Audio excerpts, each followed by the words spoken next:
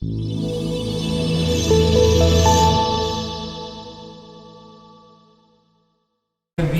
ASU GSV convening, so we love that. It's all true. We're going to put you on the road. It's awesome.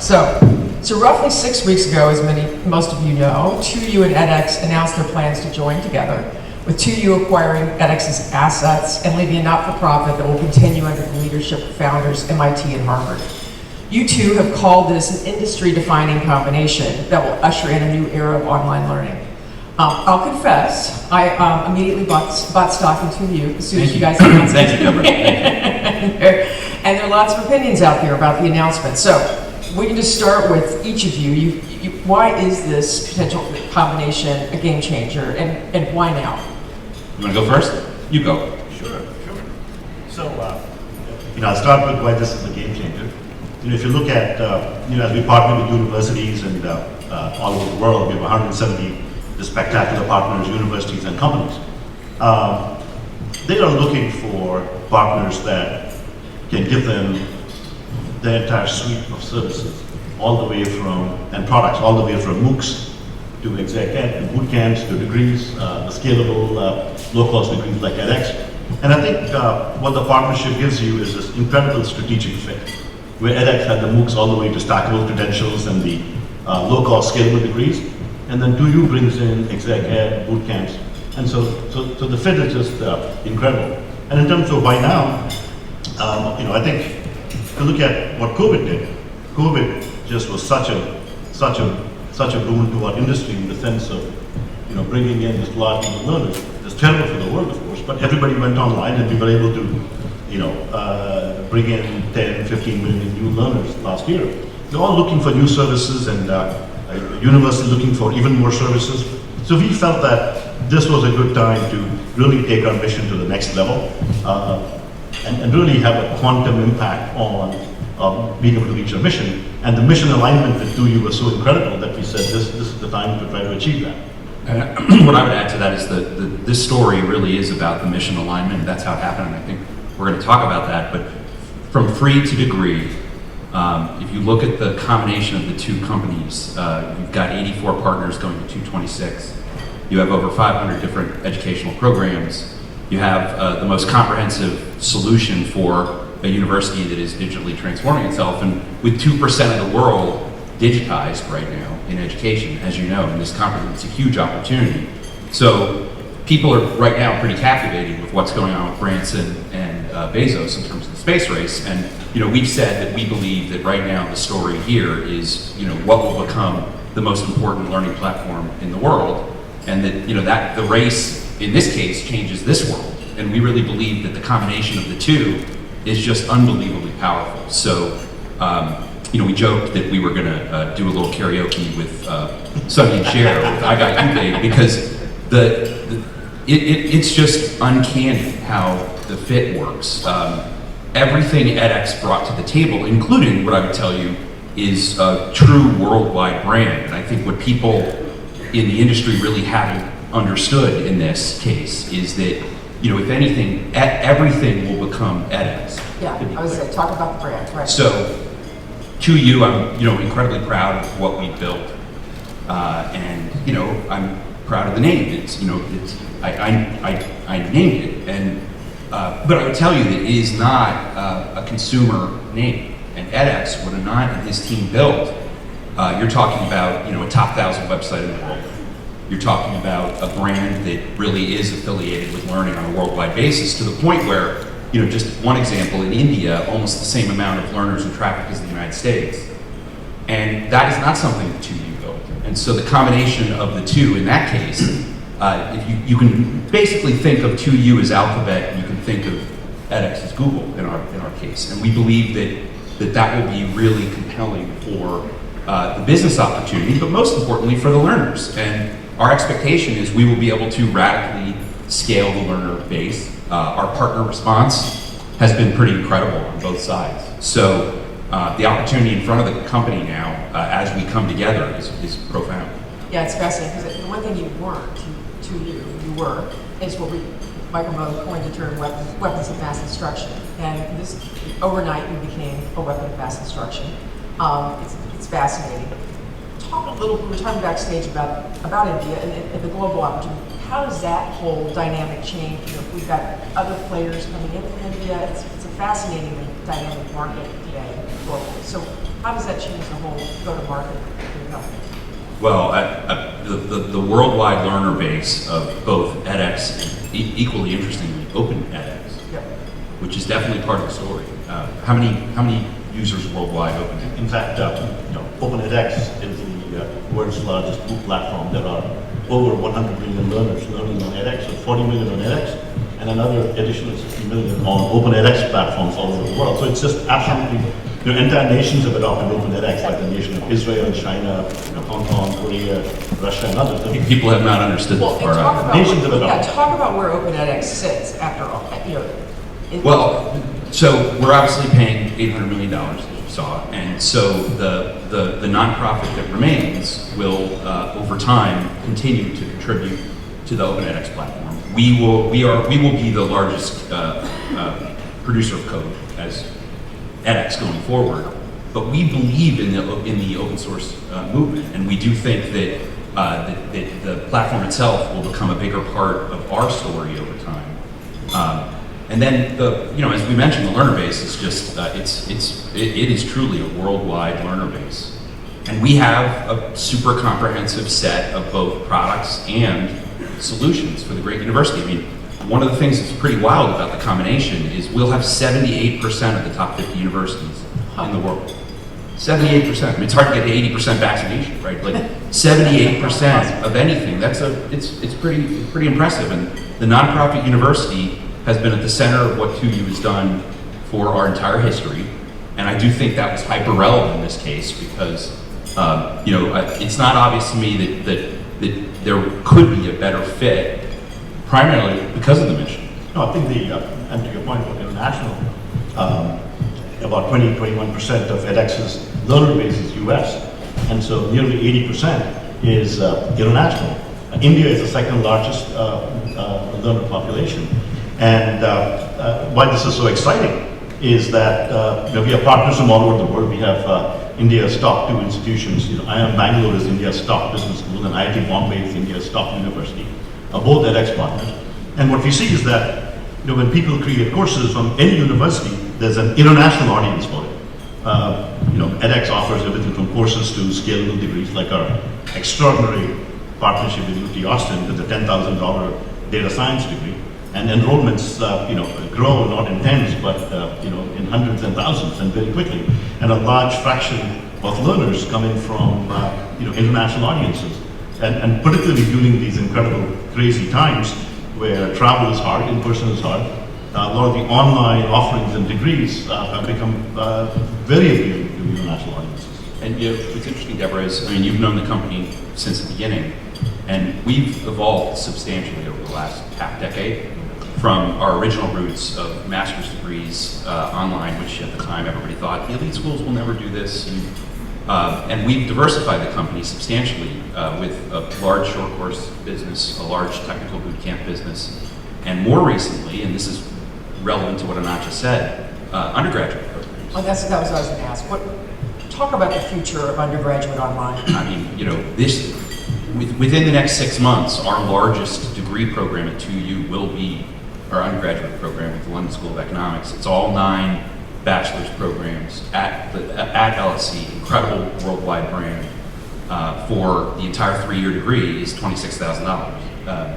And it's a worldwide program. And we think hyper relevant to not just the learner base, but also to one of the things that Anant did is the team built a series of opportunities for people to have a pathway in to a greater experience, right. Starting with free, but working its way up to micromasters and microbachelors. And we think that microbachelors, as an example, is a huge opportunity for both our worldwide programs like LSE, because at this stage, 55% of 2U's student body is outside the United States. Mm-hmm. People, that's not obvious to people anymore. People think of us as the US. Yep. And yesterday we had David Thomas and Lynn Wooten from Morehouse and Simmons here with us. And those are 2 huge opportunities for a really rapidly growing undergraduate business for us. And Yeah, edX no, is it's super helpful. fascinating. And David talked a lot about Morehouse, launching for the first time ever, like, 3 million black men in the United States with some college credit and haven't completed, and that's a crisis. And we really think with an incredible school like Morehouse we can move the dial. But coming back to edX, just the opportunity to allow people to have pathways into affordable opportunities to change their lives. And I will tell you that is what is most compelling to both sets of our employees. And one of the joys for us of this whole thing is watching our two teams together over the last 48 hours because of COVID. The weird thing is, when I walked into my suite, he was in there. And I got emotional. You're that close. I got emotional because I saw him sorry, in our TV suite. I walked in and I got emotional because honestly, we did this entire thing during COVID and we saw each other one time. That's fun. So it's been wonderful to see the combination of the people and how clearly the cultures fit together. And the culture of the missions fit incredibly well. So do you guys, as you said, Anant, despite the tragic, consequences of COVID, the benefit to the digital learning world has been really just breathtaking.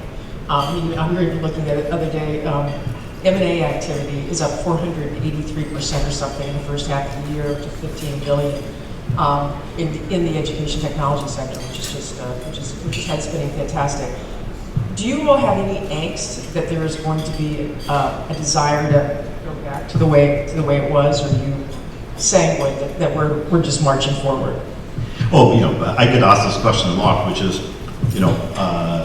once everyone gets vaccinated or this tragedy dies down, are we all going to rubber band back to normal? Yeah, we will rubber band back to normal, but it will be a new normal. So at universities, for instance, it's going to be blended learning. Blended learning will be the new normal.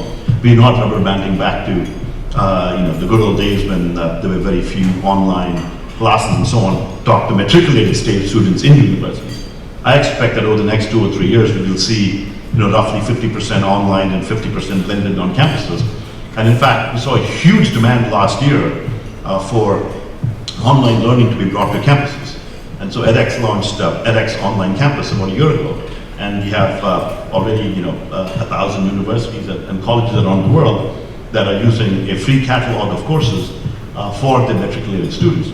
And this is not just in the US, it's in India and countries all over the world. And so I think this move to online learning, even with matriculated students, I think it's here to stay. I don't think they're ever going to rubber band back to the old days. If you think about what the conversations we are having at the highest level of the best universities in the world are all about digital transformation. Overnight, it went from nice to have in some cases to a strategic imperative. That is fundamentally permanent, in my opinion, permanent. And what you've seen is, Anant just said 1,000 schools using 1,000 universities using edX for Campus to deliver their campus programs. So we sort of joke internally that what he's done as a nonprofit is pretty remarkable. So if you look at what edX did in its decade, we followed the journey. We met here, right, and talked for a long time. And then what's interesting is Anant's son interned at 2U. That was sneaky. This was 7 or 8 years ago. It was forever ago. He, so we obviously stayed in touch for that reason. So Akash kind of has some role Absolutely. in this story. And Akash, my son, who now lives in Baltimore, he's doing product management. He was not aware of the deal at all. And when I told him, it just completely blew his mind. He said, "What?" What about this combination is controversial? I mean, we've been doing this a long time, and if you go back to the founding of 2U, there are moments in our history where we understand what controversy can look like at a campus. We understand what controversy can look like in launching a degree program that is the core of the institution. This has been the 90th percentile of positive. It has been excellent, and we prepared for we prepared for all outcomes. That's our job. And if you compare it to the other 2 acquisitions we did, without question, this was more positive from the standpoint of the partner response. Well, it's probably more obvious. Well, the other two probably took some digesting, maybe. Sure, and we were at a different stage of existence. Right. But it's really been fantastic. I mean, the partner base on both sides is excited about what we can do together and what we bring to the table. No, in fact, a lot of people start off with questions. Say, hey, look, non-profit and for-profit is like oil and water. I mean, they don't mix. And so, but it was very easy with 2U where, 2U has agreed legally binding commitments that really embody, the core of what edX believes is a nonprofit. Free audit track in all the courses, that will be continued. Modular innovations in education for low-cost micro-bachelors. Nasir Menon is here from NYU. There's some incredible micro-bachelors, and there's a lot of interest in 2U to expand the whole modularity of micro-bachelors and create pathways into degrees. Universities owning their IP, existing agreements of edX being maintained, really getting behind open source. The list goes on and on. And so, and then 2U was, agreed to all of that with alacrity. And so we, as we mentioned and explained that to universities, they said, what's not to like? It's like, when you've agreed to all the outcomes of a nonprofit, then, what difference does it make what you are? One example of that, faculty IP has been core to what we've done our whole existence. And I would say the mission commitments made this deal. There's no question. No question at all. And that's the first thing, that's the first thing we agreed on. And what is funny is that if you look at, a lot of people said, oh my God, it must have been really, really hard to agree on the mission commitments. And that was the easiest part, and in fact, it was Chip's idea. When Chip first approached me, a year and change ago, I said, a non-profit, for-profit don't mix. And so Chip said, why don't you write down what it means to you to be a non-profit? And I did. And he said, we believe in all of this stuff. We live it. We'll agree to it. It was just as simple as that. And so to me, that was key. I said, this is our partner. Well, I mean, we've had this, no concept. The point isn't whether you're for-profit or not-for-profit. The point is, are you moving the needle on better learner outcomes at scale? That's right. And I love the whole concept and construct. This I assume really opens up the territory for you guys on future product roadmap. So I'm just curious, as you all are obviously students of what makes better learning outcomes. I mean, what's out there in terms of the application of AI, use of AR, VR? I don't know if you got to do the ASU Dreamscape learning experience. How are you all thinking about those? I can't tell you everything. Right? I would say the opportunity to work together to drive an improvement in learning with Open edX is meaningful. We have a lot to do. First of all, we haven't closed this transaction. We have to close it. We can plan today, but we have to be smart and careful about until we're closed. Obviously, we'll get into the detail with the edX team. What's amazing about it is it's like a blooming onion of opportunity. It's like you keep pulling it back, and there's more and more. That's an Outback Steakhouse. You haven't been to Outback. I think it's much more. I can give you specific examples where more specific than the blooming onion. Yeah.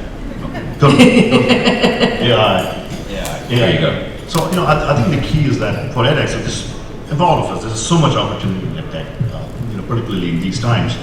But talking about AI, despite all the opportunity, edX was always strapped for resources as a nonprofit. I like to joke that we grew to what we were running on fumes. edX took in $80 million, and over the past 9 years, and we grew to 40 million learners all over the world. And if you look at a lot of other companies, they've taken in to get to the same point, 4, 5, 10 times the amount of money. So we just ran on fumes, and so we never had any resources. So as an example, we built out a AI grader. And if you go look at the front page of the New York Times from 2013, John Markoff wrote about it. And we had a lot of professors, we prototyped it, we launched it on a number of courses, including a philosophy course out of UT Austin. But we never had the resources to take it to the next level and integrate it deeply into a product. So it's sitting there, it's open source, so it's sitting there, and you can take it and use it, and a lot of others have. but we never really polished it up and used it as a product in a big way. And I was just talking to Marco Morales, who's here, yesterday morning, and I said maybe now is the chance where we will have those extra resources to do the kinds of things we've always wanted to do, because now there'll be 2U will become the world's biggest developer of edX, the edX platform, and the nonprofit will also be using its resources to continue developing the platform. And so I think we will see AI being brought in a much bigger way, and not just AI. I'd say cognitive science-based approaches. My course on edX and circuits already uses the spaced repetition approach, which has its roots in Quazzo, but it's only in my course. And a student in a prototype that we'd like to launch spaced repetition into every single course. Absolutely. So AI, Quazzo, AR, VR, I think you have seen nothing yet. I mean, just wait for the next 1 or 2 or 3 years. It is going to be mind-numbing in terms of what we're going to do. That was a much better answer than the Bloomin' Onion. It was. I think we're in early innings of making this online learning better and better and better. I think it's not just about access. It's about access and quality. It's quality. It's all about quality at scale, and that's what we want to do. I mean, if you look at the outcomes associated with the programs, that's what we're most proud of in our history. That's really, you've got... Give some stats. Well, so we do annual work with Gallup to sort of validate everything behind the scenes. And the retention rates, I mean, we've driven graduation rate up 10 points in 10 years. Like, you're talking about the number that will define whether the student succeeds. And typically, if somebody goes to the Yale Physician Assistant Program, they not only are immediately sought after by an employer, but they're doing it in their local area where they're going back to someplace in the United States that desperately needs that physician assistant. And an example of an area within edX that we think has huge opportunity is healthcare. Over 50% of our degree business is in disciplines with licensure. One of my standard lines is you don't want to go to the midwife that delivered the virtual baby. Why? Because we have a Georgetown midwifery program. That's one of our programs. And so the opportunity to sort of widen the aperture of what edX is today is part of what we'll bring to the table. The 2U partners, I can tell you, have been pretty thrilled with the opportunity to engage in new, massive open online courses. So we'll have more to say about that over the next 6 months. And Debbie certainly the whole issue of outcomes is the key about quality. So if you look at our MicroMasters programs, we survey people that complete them, right after they complete them, 3 months after, and a year after. And what we've seen is that people who earned a MicroMasters credential by passing the program, 3 months after, 91% of them are telling us that they've had a positive career outcome, a pay raise, a new job, or a promotion. 91%. And MicroMasters are about 20 to 30% of the size of a full one-year master's degree. So you can actually get very positive outcomes very quickly. One last lightning round question. So I was able to see an article from 2015 in the Financial Times where they had interviewed 2 experts and had them predict the future for 2020, what would happen in online learning. The 2 experts were, of course, you two. You also seem to have a very healthy rivalry going on in that interview, which was is only funny in hindsight. Humorous. Anant did predict that in 2020, 50% of campuses would be in a hybrid mode. Little did you know 100% would be in a fully online mode. You had a lot of vision on that one. So for the last question, as you guys look out at 2025, which is really just right around the corner, if you had to do a prediction here today for the future of the distinctive thing happening in 2025, what would that be? 2025, I guess I would say Maybe 2030. The world.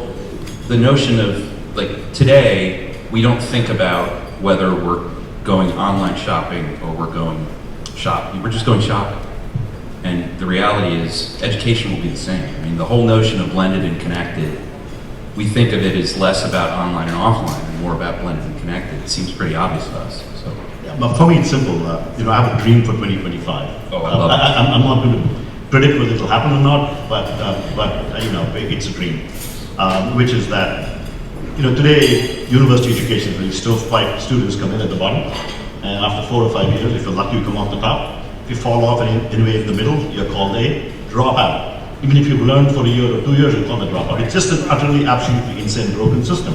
So instead, using programs like micro-bachelors, can we make education truly modular at universities, where a learner can come in, learn something at a university, get a micro-bachelor's, maybe move on to another university or work for some time, and really build up your education like Lego blocks. Modular, stackable education, to me, that's a dream. And if in 2025, it ain't going to happen, maybe 2030, I would like to see worldwide, a global supply chain of worldwide education. I love that. Modular, stackable models. Love that. Okay, thank you so much. Thank you all. Great to have you guys here.